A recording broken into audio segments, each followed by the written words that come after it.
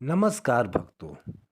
आज निर्जला एकादशी है और आज के दिन हर व्रतधारियों को जो निर्जला व्रत रखते हैं उनको श्री हरि विष्णु का कथा सुनना चाहिए।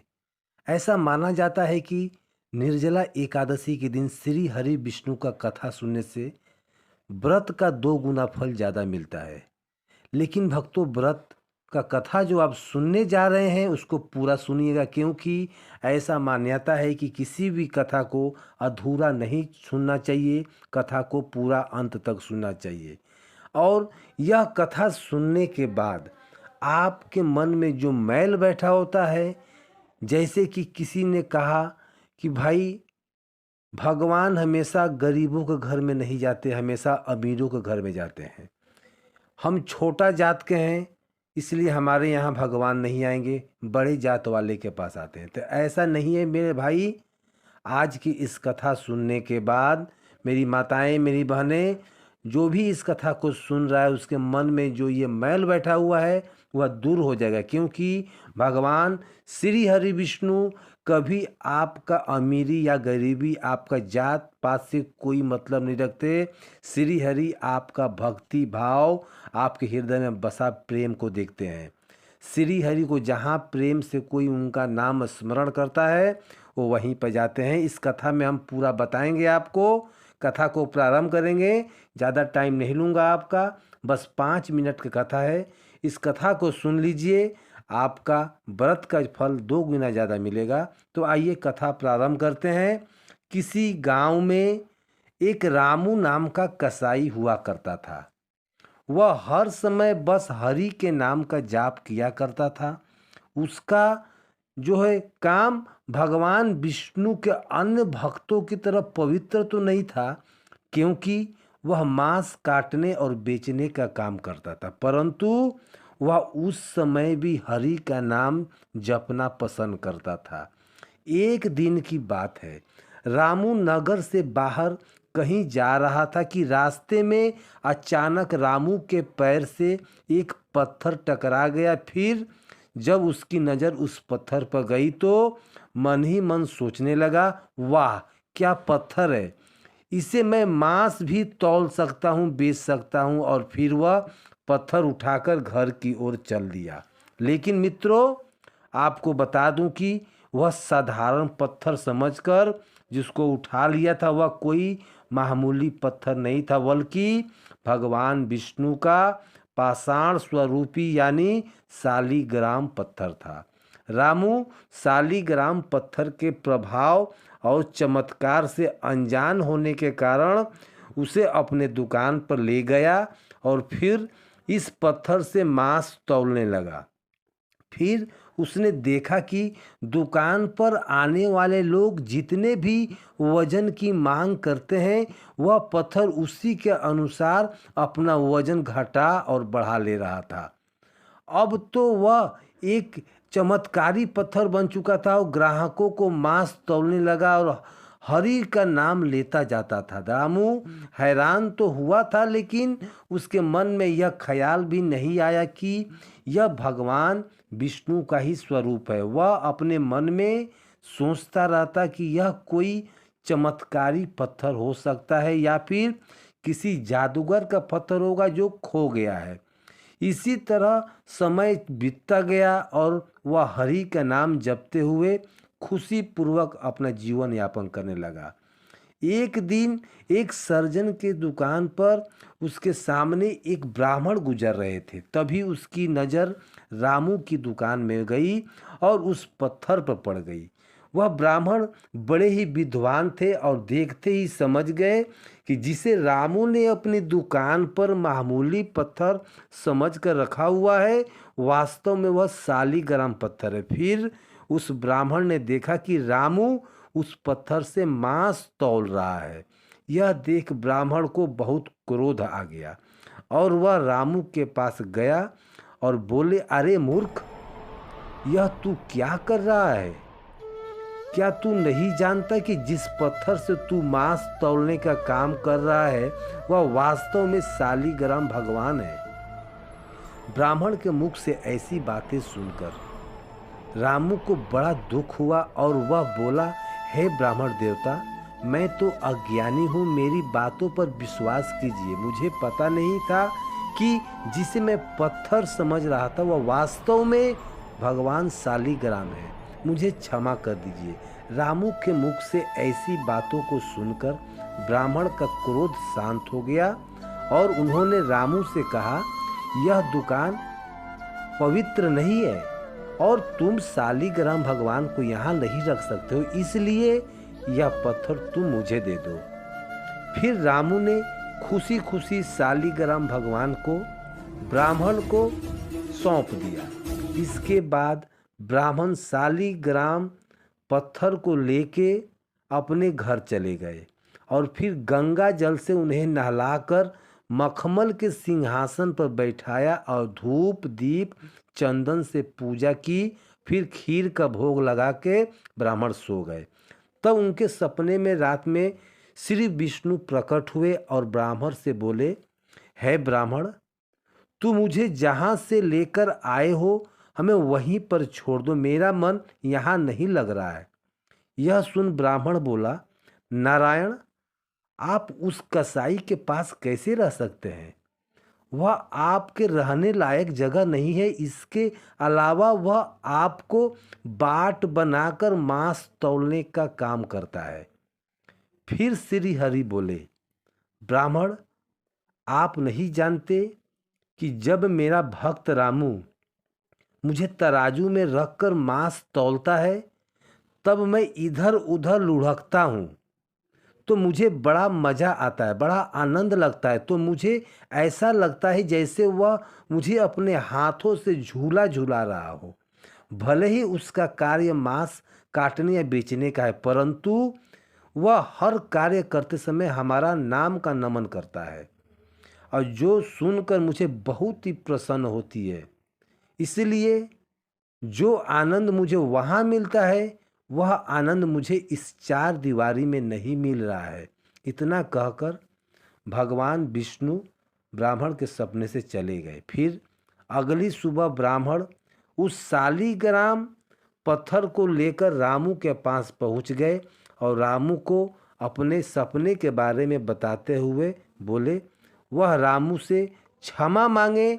फिर बोले, रामू, मुझे क्षमा कर दो, वास्तव में तुम ही भगवान विष्णु के सच्चे भक्त हो, अपने भगवान को संभालो। यह सुन रामू भावुक हो गया और उसने मांस काटने और बेचने का कार्य को छोड़ दिया। भगवान विष्णु की इच्छा और उनकी पसंद का पता लगाने के लिए भगवान का ब्राह्मण ने विष्णु का तप करने का निर्णय कर लिया। तो भक्तों, देखा आपने, भगवान विष्णु एक कसाई के घर निवास कर सकते हैं। तो इससे हमें क्या सीख मिलती है कि भगवान कभी भी किसी का अमीरी और गरीबी से कोई मतलब नहीं रखते। आप किस जात के हो इससे भी कोई मतलब नहीं। उनको जहाँ सही सच्चे मन से नमन करोगे, उनका पूजा पाठ भक्ति भाव करोगे, वो वहीं पर जाएंगे। तो आज निर्जला एकादशी पर इस कथा को जिसने भी सुना होगा उनका हर मनोकामना का पूर्ति होगा। और इस कथा से यही हमें ज्ञान मिल रहा है इस समय कि हमें कभी भी ऊंचा और नीचा का जो है भेदभाव कभी नहीं करना चाहिए, क्योंकि जब भगवान ऐसा विचार नहीं रखते तो हम मनुष्य क्यों रखें। तो आइए अब जानते हैं कुछ और जानकारी निर्जला एकादशी के। लेकिन भक्तों, अभी तक आपने हमारा चैनल को सब्सक्राइब नहीं किया है तो भक्तों आपसे निवेदन है कि हमारे चैनल को सब्सक्राइब कर लें और वीडियो को एक लाइक ज़रूर करें, क्योंकि दोस्तों आपका एक लाइक से हमें बहुत मोटिवेशन मिलता है और हमें वीडियो बनाने में अच्छा भी लगता है। तो वीडियो को एक लाइक दें और कमेंट में जय श्री हरि। अब जानते हैं निर्जला एकादशी का महत्व और शुभ मुहूर्त और पूजा विधि क्या है। भक्तों, वैष्णव संप्रदाय में इस बार निर्जला एकादशी का व्रत 7 जून 2025 शनिवार को रखा जाएगा। सनातन परंपरा में व्रत को दिन रखा जाता है जब एकादशी की तिथि सूर्योदय के समय हो, जबकि वैष्णव परंपरा में उस दिन जब तिथि का अधिकांश भाग सूर्योदय के बाद हो तो व्रत पारण यानी उपवास खोलने का समय 7 जून दोपहर 1:44 से 4:31 तक रहेगा। और वैष्णव व्रत का पारण 8 जून रविवार को सुबह 5:23 से 7:17 तक किया जाएगा। हरिवासर का अंत 7 जून को सुबह 11:25 पर होगा, जिसके बाद पारण करना उचित रहेगा। अभिजीत मुहूर्त के बारे में बात करें तो यह प्रत्येक दिन सूर्योदय के करीब 24 से 48 मिनट के बाद तक का समय होता है और इसे बहुत ही शुभ माना जाता है। इसी मुहूर्त में कोई भी कार्य करना सफल होता है और खासकर इस दिन भगवान विष्णु की पूजा करने से विशेष फलों की प्राप्ति होती है। निर्जला एकादशी का व्रत सभी एकादशियों में से सबसे कठिन और महत्वपूर्ण माना गया है, क्योंकि इसमें जल और अन्न दोनों का त्याग करना होता है। ऐसा माना जाता है कि इस एक व्रत को करने से साल भर की सभी एकादशियों का पुण्य प्राप्त हो जाता है।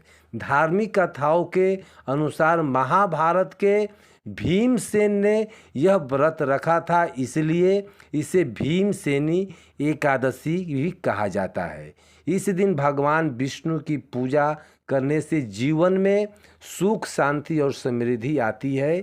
इस दिन की गई पूजा और अनेक कर्मों का फल कई गुना बढ़कर मिलता है। इस दिन गंगा स्नान, दान, व्रत और पूजा करना बहुत ही शुभ माना जाता है। पूजा विधि की बात करें तो प्रातःकाल आप साफ सुथरा वस्त्र धारण कर लें और घर के मंदिर की सफाई करके उसमें गंगा जल का छिड़काव करें और भगवान विष्णु तथा माता लक्ष्मी की मूर्ति या तस्वीर स्थापित करें।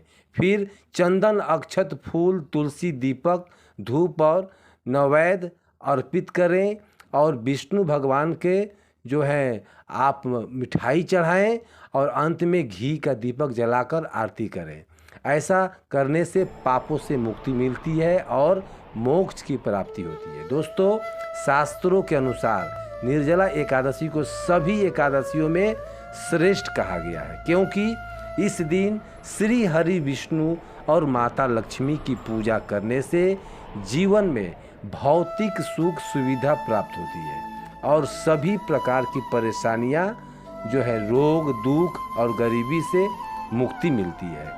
इस विशेष दिन अगर कुछ खास उपाय किया जाए तो व्यक्ति अपने जन्मों जन्मों का पाप से भी छुटकारा पा सकता है। दोस्तों, आगे बढ़ने से पहले आपसे फिर से अनुरोध है कि इस वीडियो को लाइक ज़रूर करें और कमेंट में नारायण ज़रूर लिखें, क्योंकि माता लक्ष्मी की कृपा सदा आपके और आपके परिवार पर बनी रहे।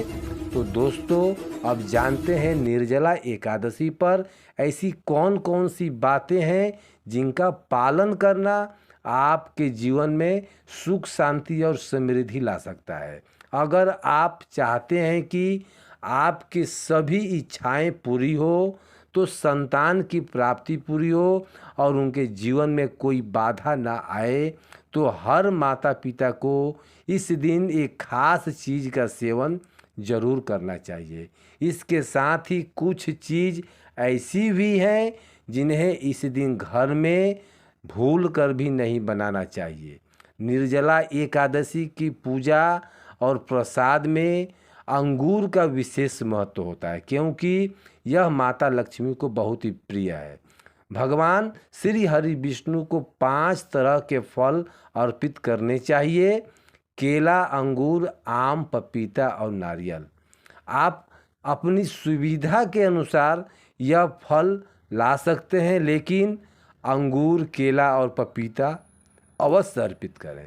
अगर किसी कारणवश यह फल ना मिल सके तो आप मिश्री या फिर किशमिश का भोग भी लगा सकते हैं। भगवान को आप भोग लगाने के बाद, क्योंकि भगवान लक्ष्मी नारायण आपकी सच्ची भावना और श्रद्धा को देखते हैं, आपका प्रसाद को नहीं। आप चाहें तो 5 अलग अलग रंगों के फल को भी अर्पित कर सकते हैं, लेकिन ध्यान रहे कि नाशपाती भगवान विष्णु और माता लक्ष्मी को कभी भी ना चढ़ाएं। शास्त्रों में इसे नाश का प्रतीक माना गया है और यह धन हानि का कारण भी बन सकता है। वहीं अंगूर को इस दिन खाना बहुत ही शुभ माना जाता है, क्योंकि ऐसा माना जाता है कि इसमें माता लक्ष्मी का आशीर्वाद छिपा होता है और इसे खाने से जीवन में कभी धन की कमी नहीं होती है। निर्जला एकादशी पर भगवान विष्णु को गन्ना अर्पित करना बहुत ही शुभ माना जाता है। अगर गन्ना न मिल पाए तो गुड़ और चने की दाल का भी भोग लगाया जा सकता है। इनका सेवन इस दिन करने से जीवन में आर्थिक समस्याएं नहीं आती है। साथ ही साथ माता लक्ष्मी को 5 रंग की मिठाइयां अर्पित करना भी बहुत ही फलदायी माना गया है। भक्तों, इस दिन मखाने भी चढ़ाने चाहिए, क्योंकि मखाने की उत्पत्ति जल से होती है और यह धार्मिक दृष्टि से बेहद पवित्र माना जाता है।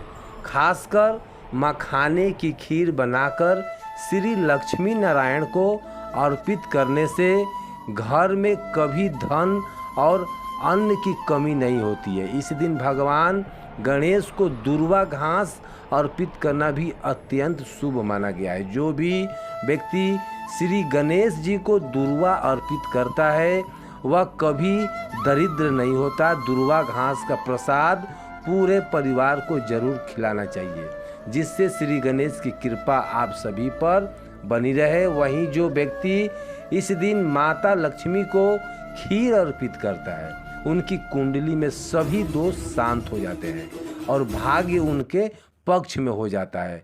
प्रसाद के रूप में इस दिन खीर को पूरे परिवार को जरूर खिलाएं, क्योंकि इससे घर की बंद किस्मत भी खुल जाती है और ऐश्वर्य हमेशा आपके जीवन में बना रहता है।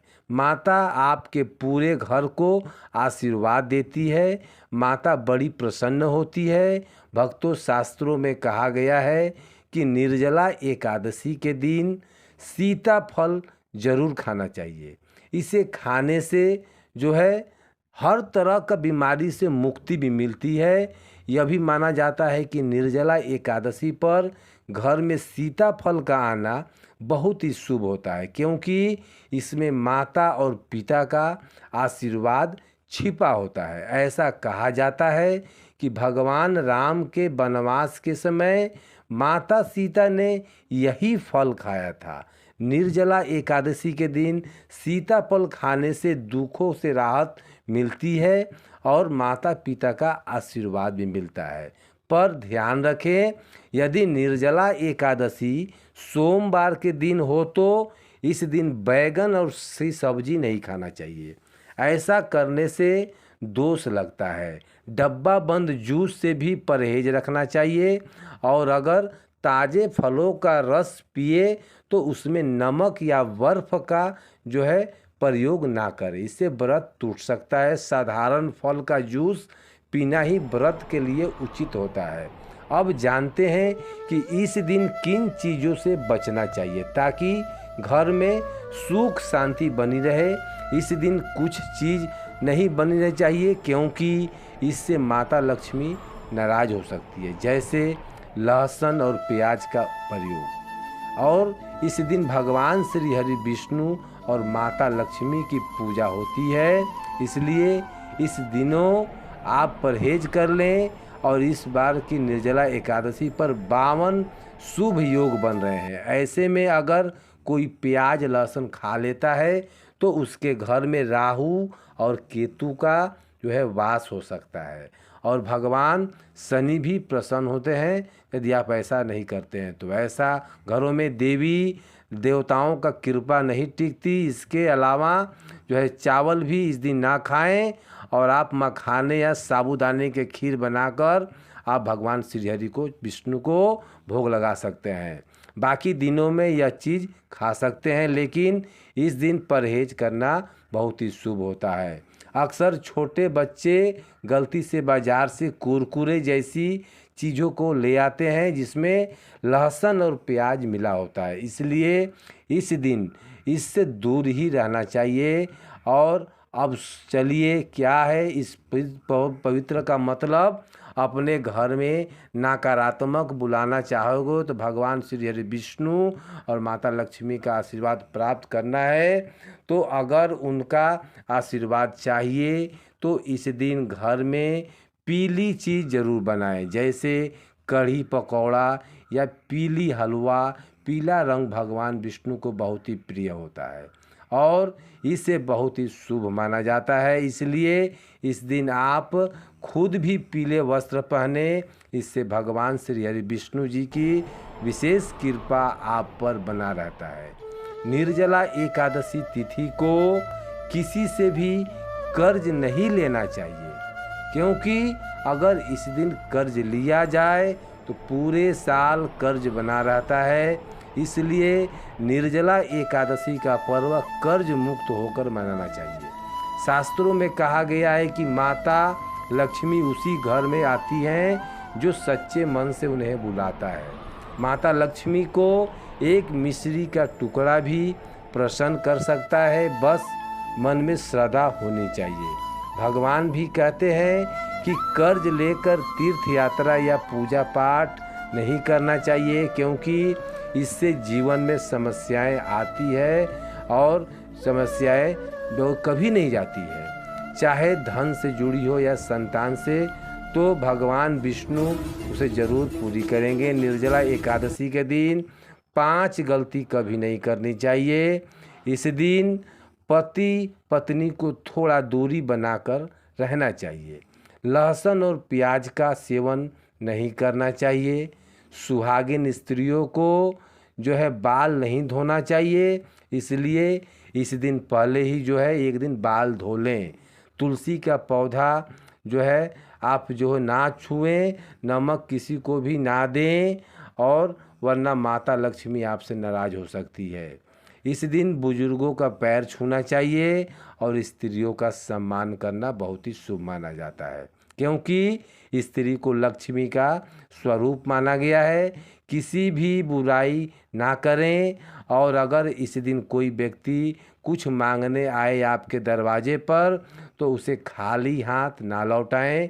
यह हो सकता है वह माता लक्ष्मी के रूप में आई हो। माता लक्ष्मी इस दिन घर घर घूमती हैं और वहीं वास करती है जहाँ सच्चा प्रेम और सच्चा सेवा भाव होता हो। कन्याओं को मीठा जरूर खिलाएं, क्योंकि माता लक्ष्मी को मीठा अति प्रिय है। जो व्यक्ति इस दिन किसी स्त्री का अपमान करता है उसके बाद उसे बहुत ही पछताना भी पड़ता है, लेकिन जो सेवा करता है उस पर माँ लक्ष्मी की कृपा हमेशा बनी रहती है। माता लक्ष्मी को लाल रंग बहुत ही प्रिय है। धर्म शास्त्रों के अनुसार इस दिन घर का कचरा बाहर नहीं फेंकना चाहिए। ऐसा करने से दरिद्रता आ सकती है। कचरा अगले दिन बाहर फेंक दे। जिस घर में गाय होती है वहाँ सुख शांति बनी रहती है, क्योंकि गाय को लक्ष्मी का स्वरूप माना गया है। गाय के शरीर में 33 कोटि देवी देवताओं का वास होता है, इसलिए गाय को रोजाना ताज़ा रोटी खिलाएं। अगर किसी दिन रोटी नहीं दे पाएँ तो उसे अगले दिन दे दें, क्योंकि देखिए रात का रोटी जो होता है वो बासी होता है। गाय को हमेशा ताज़ा और साफ़ रोटी खिलाना चाहिए।